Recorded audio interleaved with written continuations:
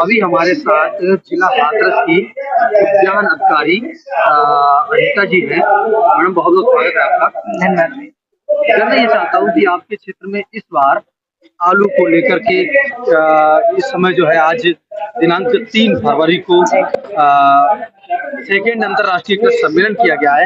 इससे किसान भाइयों को क्या लाभ मिलेगा? देखिए, जो ये हमारा द्वितीय अंतर्राष्ट्रीय बायर सेलर मीट हो रहा है, इसका जो मेन पर्पस है बायर और सेलर जो पोटैटो का उत्पादन करते हैं उनको आपस में मिलाना, ताकि ज़्यादा से ज़्यादा मात्रा में जो हमारा उत्पादन हो रहा है उसको हम एक्सपोर्ट कर सकें। जैसे कि आप लोग सभी लोग जानते ही हैं कि ये जो 3 डिस्ट्रिक्ट हैं आपके, जैसे आगरा है, हाथरस है और फिरोजाबाद है, ये 3 district major potato producing district हैं। तो यहाँ पे इसका आयोजन करने का सबसे बड़ा उद्देश्य यही है कि बड़े-बड़े किसान और जो बायर्स हैं और जो सेलर्स हैं, जो इकट्ठे हो सकें और आपस में एमओयू वगैरह कर सकें। मैम, यहाँ पे कहाँ-कहाँ के एक्सपोर्टर आने वाले हैं, जो कहाँ-कहाँ के लिए हमारे यहाँ के किसानों का आलू लेकर कहाँ-कहाँ के लिए एक्सपोर्ट करने वाले हैं? देखिए, पिछली बार जब ऐसे मीट हुई थी उसके बाद दुबई से, मलेशिया से और लुलु वाले हैं, ये सब लोग आए थे और इनके द्वारा आगरा और हाथरस के आलू का जो है एक्सपोर्ट भी किया गया था। तो अभी भी आए हुए हैं करीब 8-10 बाहर कंट्री से लोग आए हुए हैं जो एमओयू करेंगे। और अभी हम लोग 15 काउंटर लगाने जा रहे हैं, जिसमें करीब 10 काउंटर पोटैटो के रहेंगे और 5 काउंटर जो वो अदर हॉर्टिकल्चर क्रॉप्स के रहेंगे। जैसे आपका शिमला मिर्च है, हरी मिर्च है, अमरूद है, तो उनके रहेंगे। मैम, किसानों का ये सवाल है कि आपकी जिला हाथरस में इस बार आलू की फसल कैसी रही? लोग झुलसा से बहुत ज्यादा परेशान रहे। नहीं, देखिए, झुलसा के कुछ प्रिकॉशंस लेने पड़ते हैं, जो समय-समय पर हम लोग भी गाइड करते रहते हैं किसानों को कि किस तरह से इससे बचा जा सकता है। और ओवरऑल जो फसल है वो इस बार ठीक है और पैदावार भी अच्छी होने की उम्मीद है। मैम, मेरा एक क्वेश्चन है जी।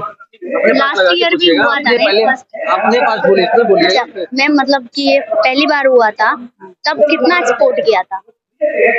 जब पहली बार जो फर्स्ट टाइम हुआ था, लेकिन काफी लोगों ने जो है उस वक्त भी एमओयूज किए थे और एक्सपोर्ट भी हुआ था।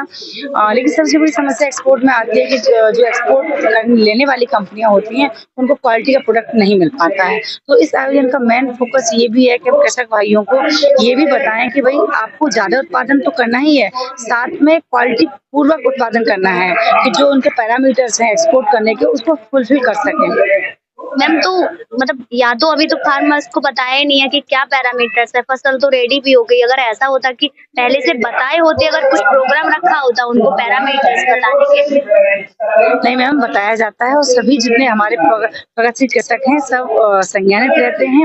लेकिन क्या होता है कि जैसे ग्रेडिंग पैकिंग है, अगर प्रॉपर ग्रेडिंग पैकिंग रहे, एक प्रॉपर साइज की रहे। जब ये आयोजन भी स्टार्ट हुआ था सबसे पहले उसी की जानकारी दी गई थी कि एक्सपोर्ट करने के जो क्वालिटी पैरामीटर्स हैं वो कौन-कौन से क्वालिटी पैरामीटर्स हैं, उनको आप फुलफिल करते हुए आप उत्पादन भी करें और ग्रेडिंग पैकिंग भी उसी के पड़े। मैम, जैसे कि मैं खुद भी एक फार्मर हूँ और मैं करती भी हूँ, मैं तो सीड भी हॉर्टिकल्चर से ही लेती हूँ।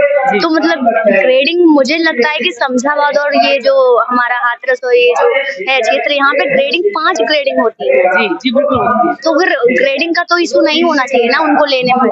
देखिए, ग्रेडिंग का इशू बहुत ज्यादा नहीं रहता है, क्योंकि अगर अनग्रेड भी होता है तो वो लोग खुद ग्रेड करा लेते हैं, जिसको लेना होता है वो ग्रेड कराता है। लेकिन सबसे ज्यादा इशू है जैसे हम क्वालिटी चेक करते हैं ना, जैसे किसी में वाटर कंटेंट ज्यादा है या कभी ड्राई मटेरियल कंटेंट कम है, तो वो थोड़ा सा इशू जरूर आता है। बाकी इसमें जैसे आपका फर्टिलाइजर इंसेक्टिसाइड की डोज ज्यादा हो गई तो वो आपकी सॉइल की हेल्थ को भी नुकसान करते हैं और इंसान की हेल्थ को भी नुकसान करते हैं, तो वहाँ थोड़ा सा इशू आ जाता है। लेकिन हमारे यहाँ उत्पादन अच्छा हो रहा है और उतना ज्यादा उत्पादन है, लेकिन उसका मतलब प्राइस नहीं है। अभी भी आलू कोल्डों में पड़ा है किसानों का पिछले साल का, और ये नई फसल आ गई तो किसान के पास कुछ भी नहीं है मैम। क्योंकि मैं फील्ड पे जाके ऐसे कर रही हूँ, तो देखिए उसके लिए हम लोग बाजार हस्तक्षेप योजना भी लाते हैं, जो कि जब फसल आपका हार्वेस्ट हो रही होती है उस वक्त रहती है, उसमें एक मिनिमम प्राइस सेट कर दिया जाता है कि इससे कम अगर जाता है तो गवर्नमेंट इसको ट्रैक करेगी।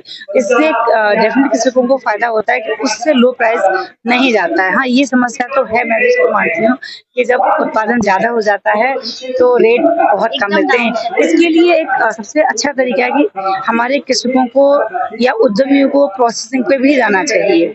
अगर वो प्रोसेसिंग यहाँ कोई बड़ी यूनिट लगेगी तो उसको उसका फायदा होगा, लेकिन प्रोसेसिंग के लिए एक प्रोसेस वैरायटी से चिप्स होना है या सूर्या है, कुछ वैरायटी है वो ही उगानी पड़ेगी। हाँ, तो वही करनी पड़ेगी। तो हम लोग प्रयास कर रहे हैं, कुछ छोटे छोटे तो यूनिटें लग रही हैं प्रोसेसिंग की, और कोई बड़ा अगर प्लांट लगता है तो उसका फायदा हमारे किसानों को जरूर मिलेगा।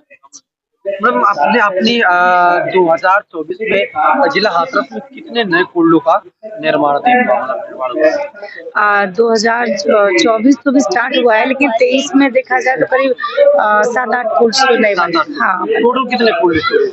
146 कोल्ड स्टोरेज है टोटल। हाँ, संस्करण। क्या होता है, किसानों को दिक्कत ये आता है जब कोल्ड स्टोर भंडारण का समय आता है जी। तो किसान को जो ना भाड़ा बढ़ाने का दिक्कत आता है, मतलब हर बार कोल्ड स्टोर वाले भाड़ा बढ़ा देते जी। हैं, उससे किसान बहुत ज्यादा परेशान है।